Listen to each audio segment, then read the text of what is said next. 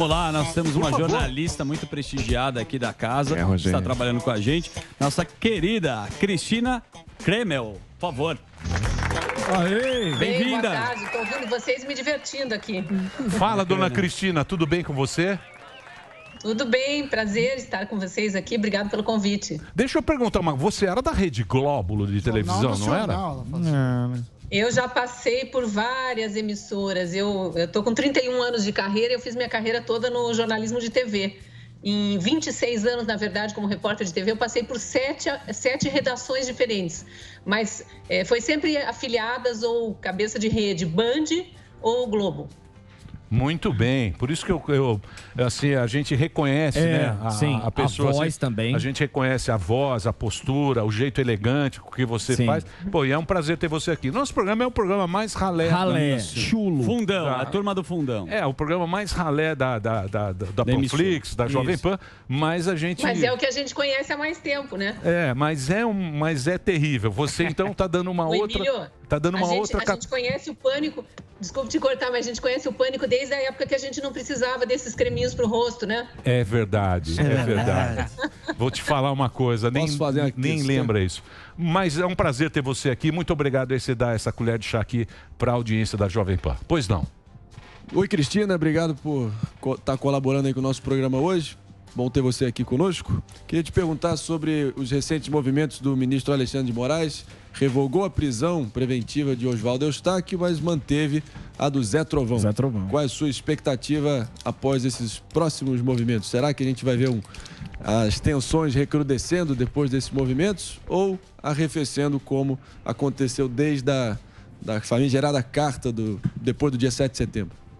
A declaração à nação, né? Exatamente. Olha, eu te digo que é uma incógnita o que sai do STF, né? A gente tem que estar preparado para tudo, porque pode sair de tudo dali. Não deveria ser assim, né? O STF deveria ser aquele tribunal, aquela corte que a gente nem sabe quem são os ministros, porque estão lá trabalhando de forma sigilosa, discreta e decidindo se os assuntos que chegam até eles são constitucionais ou não. Simplesmente isso. Mas, como dizem por aí, eu sei que vocês já disseram aqui no Pânico várias vezes, hoje em dia o brasileiro conhece os 11 ministros do STF e não conhece a seleção brasileira de futebol. Eu mesma sou um desses. Olha, vou te falar que eu me surpreendi até com a revogação da prisão do jornalista Oswaldo Eustáquio ontem, e já era a quarta, né? O quarto pedido de prisão, porque a minha impressão é que há até uma birra pessoal ali do ministro com determinadas pessoas, não só com esses nomes que a gente está citando aqui, né? Oswaldo Eustáquio e o tal do Zé Trovão. Agora, existia uma expectativa que, diante da revogação da prisão dele, também saísse a do caminhoneiro, porque os dois, vamos só lembrar, eles foram, esse mais recente pedido de prisão, né, do Oswaldo Eustáquio e o pedido de prisão do Zé Trovão, eles foram incluídos naquele inquérito das milícias digitais, que começou a investigar também os atos de 7 de setembro, supondo que seriam atos violentos, supondo que as pessoas iriam para a rua armadas, para sair atirando e matando todo mundo que pensasse de forma diferente, o que, obviamente, não era verdade, não se configurou. Então, eu não tenho muita expectativa em relação ao Zé Trovão, não, porque, para falar a verdade, eu não tenho fontes entre os caminhoneiros, então eu não tenho muitos contatos nem muitas informações dessa área. Eu gostaria de ver ele livre, eu sou a favor da liberdade. Ô, Cristina, eu queria que você fizesse um balanço de como foi a passagem de Bolsonelson lá nos Estados Unidos, porque tem muita gente que fala em Nova York tiveram protestos, aí foram 6 pessoas, também tiveram processos a favor, muita gente não mostrou. Você acha que a narrativa de boa parte da mídia ainda quer impor uma verdade que não existe? A gente precisa, nós fazemos parte da mídia, é muito complicado, né? Eu não gosto de ficar analisando a mídia assim diretamente, mas a gente não tem como não reconhecer que há uma implicância natural e já uma predisposição a taxar tudo de uma forma negativa. Por exemplo, aquela falação toda, aquela gritaria em torno do Bolsonaro comendo pizza na rua. Quem foi para Nova York sabe que isso é a coisa mais comum em Nova York. E, na verdade, assim, inclusive entre autoridades no mundo inteiro, são poucos países que têm esse patrimonialismo, como a gente tem aqui no Brasil, de achar que a autoridade tem que comer lagosta e que tem que comer sentado diante de um monte de serviçais servindo ali com pratas. E não é assim. Esses dias eu assisti um vídeo, até citei ontem no Jornal da Manhã, que eu estava analisando justamente isso.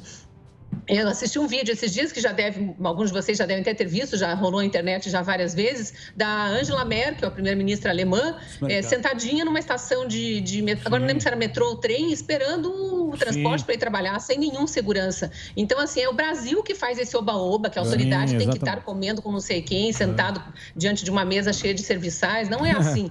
Agora, claro, é o jeitão dele, né? Quem não gosta, quem acha que tinha que ter uma postura diferente. Eu lembrei também que em Davos, lembram disso, né? Em janeiro de 2019, poucas semanas depois de assumir o cargo, na primeira viagem internacional em Davos, ele, se não me engano, ao lado do ministro Sérgio Moro, na época, foram retratados se servindo num restaurante Aquilo. E aquilo foi um horror, a imprensa também caiu de crítica em cima, as redes sociais vieram abaixo, porque imagine um chefe de Estado, que vergonha para o Brasil. Não é vergonhoso. Eu acho vergonhoso a gente ter essa postura patrimonialista ainda no século XXI. É, porque a gente acha meio brega. Elite rastaquera. Elite rastaquera, a gente acha brega. Para você ter uma ideia, a rainha da Dinamarca anda de bicicleta. Você vai para acompanhar, tá lá ela andando de bicicletinha dela e tal. Mas tudo bem. Na Suécia, Emílio, Suécia, os deputados não têm apartamento funcional e eles racham, eles fazem república.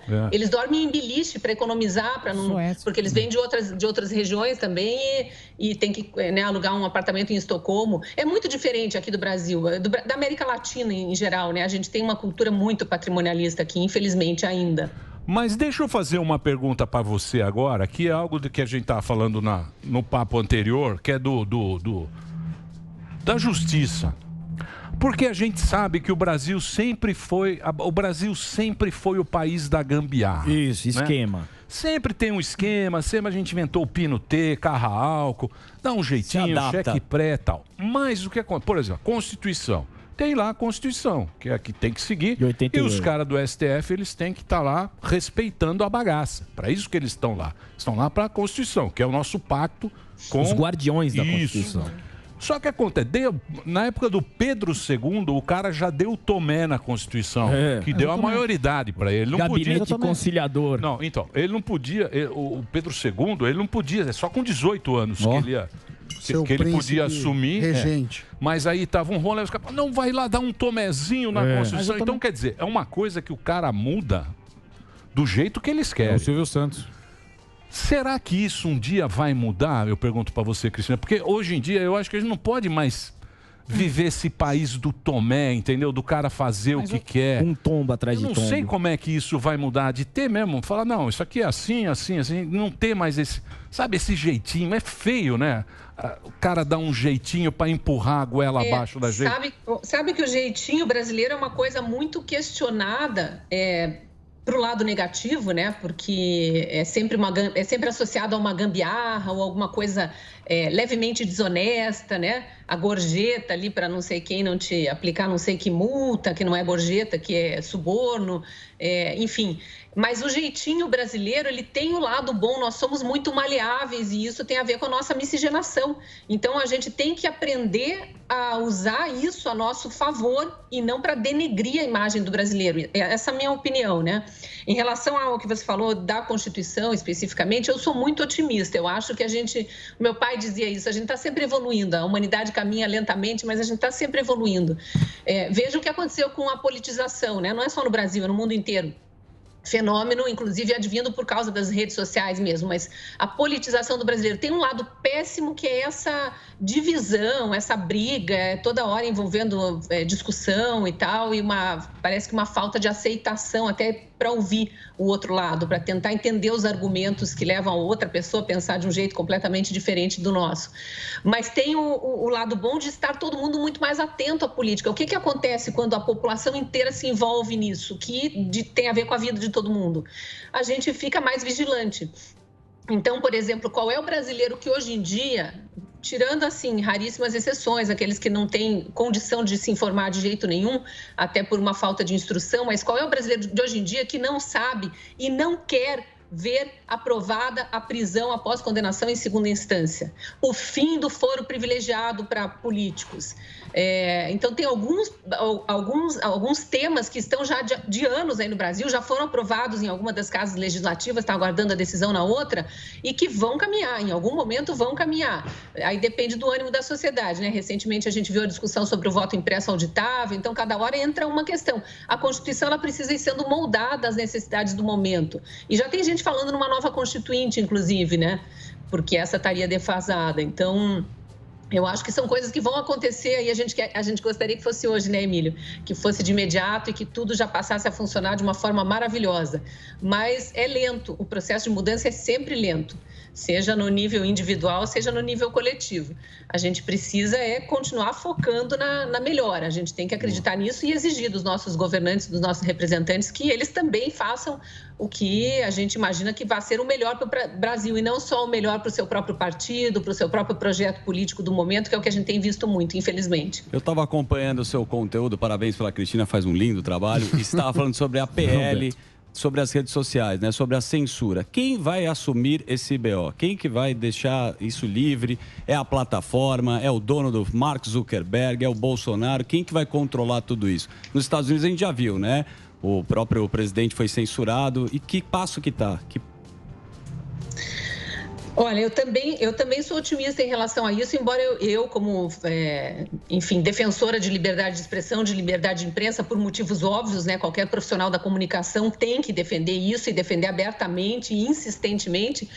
Eu acredito que vai evoluir também e estou assustada com o nível em que chegamos de censura. O que me assusta mais não é nem um tiranozinho de momento ali, se sentir com poder para fazer dar determinada ordem e calar determinada pessoa porque ele não gosta do que ela está dizendo. É a população aplaudindo, é uma parte da população achando bonito que canais de YouTube sejam desmonetizados, que, vamos lá, que Oswaldo Eustáquio, Zé Trovão, Roberto Jefferson, Daniel Silveira, o Wallace Macedo, que é o jornalista do Ceará, a gente está com, estava, né, agora está com um a menos, mas estava com 5 presos políticos ou com ordens de prisões que são políticas. Não existe crime de opinião no Brasil, ninguém pode ser preso por palavras pronunciadas. Você pode ser processado por calúnia, injúria, difamação e isso resulta em multa, jamais em prisão. Não são crimes passíveis de prisão. Agora, são pessoas que estão presas pelo que falaram. Pouco importa se a gente gosta ou não. Eu não gosto do tom que eles usaram nos vídeos que eles publicaram, falando as coisas que eles falaram e das pessoas que eles mencionaram nos vídeos. Mas dizer que tinham que estar presos e tem muita gente aplaudindo. Eu acho que está certo que essa discussão tem que ser feita no Congresso, porque o Congresso é o que tem o maior número de representantes da sociedade. Então, em tese, a gente tendo conseguido ou não eleger nossos representantes, todos que estão lá nos representam de alguma forma, representam o grosso da sociedade. A discussão tem que ser lá. E se a gente achar que eles não estão discutindo de forma correta, a gente insiste para que abram audiências públicas, para que entidades de classe, para que outras pessoas possam ir lá se fazer representar e levar mais opiniões. Mas isso tem que ser discutido. As plataformas não podem censurar o bel prazer. E elas estão censurando. Muita gente diz, mas são empresas privadas, tem um contrato ali que o usuário assina e precisa ser respeitado. Só que quando elas censuram, elas não conseguem especificar qual foi o item desrespeitado. E aí vocês devem acompanhar, vocês devem ter conhecidos ou entrevistado pessoas que tiveram algum vídeo censurado, algum post censurado, eventualmente o perfil punido por alguns dias ou até bloqueado. E essas pessoas têm a chance de se defender, apresentam a defesa e a plataforma não quer nem saber. A defesa normalmente diz, me diga qual foi o ponto do vídeo ou qual foi o vídeo da minha rede social, o vídeo que eu publiquei que tem alguma infração às regras de uso da comunidade aqui, porque eu não estou conseguindo identificar. E eles não dizem. E simplesmente mantém fora do ar. É por isso que quem processa na justiça está ganhando, e está ganhando bastante dinheiro, viu? Porque as plataformas estão sendo condenadas em primeira instância a devolver os vídeos, a devolver as postagens, os perfis e a pagar multa. Mas aqui tá meio Putin, né? Tá meio Putin. Tá. Você é processado, não sabe por quê, não tem como se defender. Não sabe nada. Não sabe nada. Não tem acesso aos autos. E a plataforma é a mesma coisa. O que aconteceu aqui? Não, a comunidade não aceita. Feriu as diretrizes da comunidade. Isso aí. É isso aí. Pô, mas eu gostei... Teve uma notícia de ontem para hoje, eu não sei se vocês chegaram a comentar isso, confesso que eu tive que buscar meu filho no colégio, não consegui acompanhar o começo do programa inteiro, mas o próprio Google e acho que Twitter estão agora respondendo muito educadamente, muito respeitosamente ao ministro Alexandre de Moraes em relação a determinações que vieram do STF, assinadas por ele, para que ele punisse usuários da plataforma, censurasse, enfim, tirasse do ar. E o YouTube e o Twitter não entenderam aonde que eles infringiram. Então, estão pedindo, pelo menos, se indique em qual momento que eles infringiram algum artigo da lei brasileira, porque artigos lá do contrato de usuário da plataforma não foram infringidos, no nível que nós chegamos, né? Mas já é uma evolução do debate. É uma confusão danada, né? É uma confusão danada. É complicado. Ô, Cristina, quando é que você vem pra cá? Vem um dia aqui, pô. Almoçar na aqui no Dirce. estúdio. Eu quero levar Pessoalmente, você... sabe que de vez em quando eu tô em São Paulo, né? O pessoal do Pingos já me pegou ao vivo no dia 7 de setembro, que eu tava aí naquela semana. Já fui participar do Direto ao Ponto com Augusto Nunes 2 vezes. Verdade. Tá. E... Eu aviso a produção aí, se vocês quiserem me acompanhar ao vivo. Marinho só não pode sair pra cima de mim de soco, hein? Eu não sei Marinho? Pode deixar, relaxa que eu tô com o pau aqui. Cristina. O Marinho agora... Quem foi agredido fui eu, Cristina. Não me meça com a régua dos outros, não, Cristina. Não me meça com a Vai brigar, Eu nem lembro se era soco, se era chute. Eu sei que deu uma treta grande. Eles relaxa que eu tô com o pau na mão. Quem foi agredido fui eu, pelos bolsonaristas que tem esse perfil. Então não me meça com a régua dos outros, por favor. Mas você é sempre muito bem-vindo aqui. Será um Se prazer você precisar de um reforço na defesa, então eu te ajudo. Eu já tenho o Alba aqui, o Samidana. Isso é verdade. Ô, Cristina, você tá em Curitiba, né? Você mora em Curitiba. Sim, eu sou curitibana. Já morei em outros lugares, mas voltei pra cá. Ah, você é paranaense, você é de Curitiba. Meu Paraná. Sou. Bacana. Sou. Cidade bacana, né?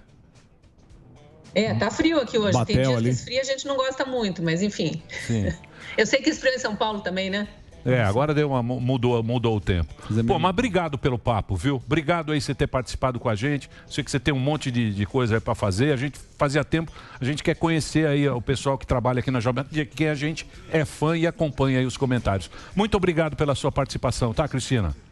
Obrigada, o prazer foi meu. Às 4 da tarde estou no Liberdade de Expressão. Já me chamaram para outro aqui. Legal. Muito obrigado.